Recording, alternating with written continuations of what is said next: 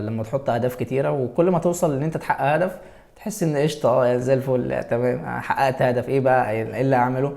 ولا اي حاجه. يعني بتحس ان انت طب نخش في اللي بعده بقى، يلا ماشي، خلصت اللي بعده وحققت الهدف بتاعك الجميل.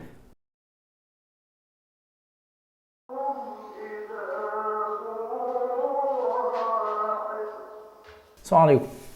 إيه الاخبار؟ عاملين ايه؟ والله نسيت كنت هقول ايه اصلا. يعني ماشي، خلينا نبدا بالفيديو ده التاني من الاول. مش عارف، يعني فتحت اصلا الكاميرا واسجل، وانا عايز اسجل فيديو دلوقتي عشان كمان نص ساعه وهمشي على الجيم.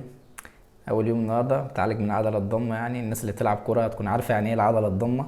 طبعا دي اول مره تجيلي وانا فاشل جدا في الحوار ده، وبلعب كتير بقى بغباء شويه، يعني بتحامل على نفسي قوي. حاسس ان انا بلعب في الدوري الممتاز، مش عارف ليه، يعني حتى مش الدوري الاوروبي. المهم، وماذا بعد؟ بعد تخطيط وماذا بعد التخطيط الكتير وكتابة الأهداف والأحلام والطموحات؟ وسرعان ما بيجي لنا اكتئاب بقى وتعب نفسي سريعا، سريعا جدا. يعني قبل ما السنة حتى يعني توصل لنصها بنكون نسينا أصلا احنا كنا كاتبين ايه أو كنا بنفكر في ايه. طيب، حاجة من الحاجات اللي دايما بتحصل وتقريبا بتحصل لي.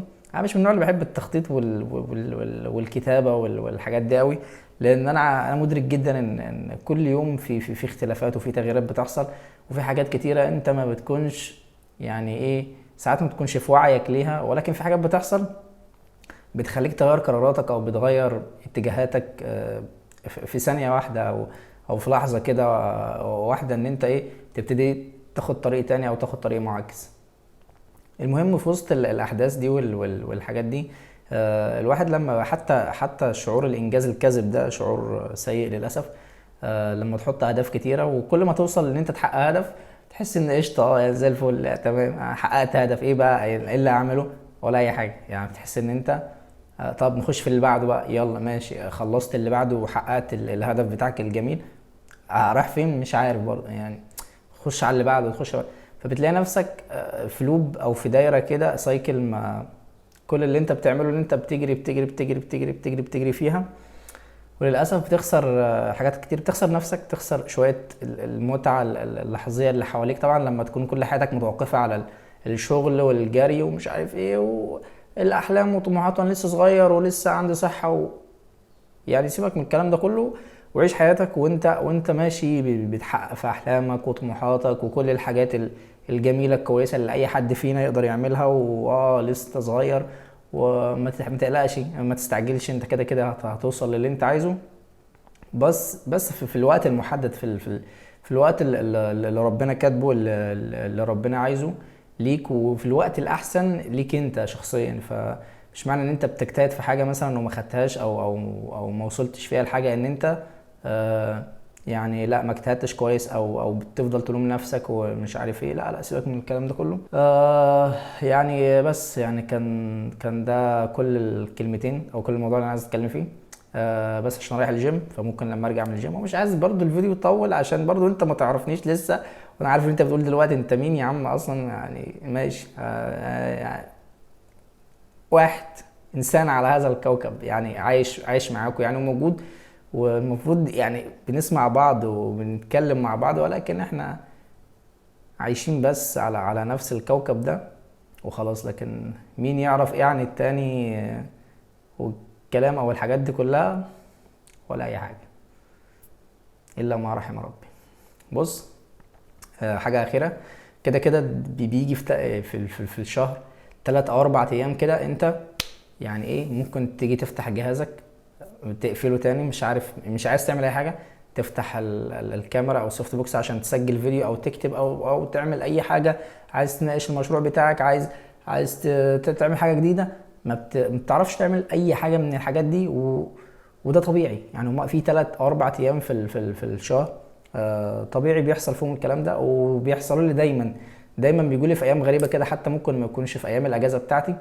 ممكن يوم الاجازه عادي عايز اشتغل وتمام زي الفل، ويوم يوم الشغل او ممكن يبقى يوم راحه بتاعتي اللي هو انا مش طايق اعمل اي حاجه، مش عايز اتكلم مع حد، مش عايز اقابل حد ولا اشوف حد ولا اسمع صوت حد وايه، بص انا عايز اقعد مع، حتى القعده مع نفسي مش عارف انا عايز ايه يعني بقى، ببقى نازل طالع داخل خارج ومش عارف انا رايح فين ولا جاي منين. فعادي يعني في 3 او 4 ايام في الشهر هيحصل لك فيهم كده. فلو انت بيحصل لك الكلام ده كل شهر، فيعني ما تقلقش يعني كلنا عايشين نفس الوضع ونفس الموضوع. يعني كل الفكره بس ان احنا مختلفين شويه عن بعض. فبس حبيت اطمنك ان احنا برضو في نفس الدايره معاك برضو. فبس لو انت بيحصل معاك نفس الحاجه دي يعني قول لي تحت في الكومنتس يعني. فكرة الجيم فكرة لذيذة حلوة أوي. بس يا سلام بقى يعني لو الجيم ده بعيد عنك يا سلام مش هتروح يعني.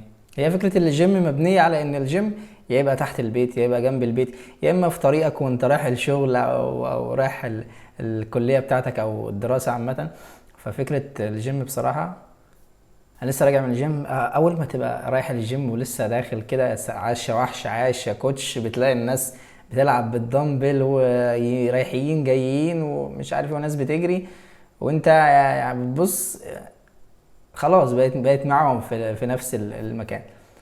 مجرد ما تخلص اللعبة بتاعتك او التمرينة بتاعتك وتخلص يومك وتيجي طالع كده، بتبقى هلكان وعمال عامل زي اللي هو ايه، بص مش شايف قدامه ولا يمينه ولا شو، ماشي كده في امانه. ممكن تنسى الحاجات بتاعتك الشنطه بتاعتك في الجيم وتمشي اصلا.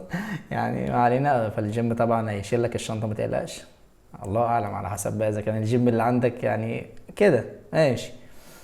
فالجيم حلو جامد جامد جامد قوي، جامد فشخ بصراحة.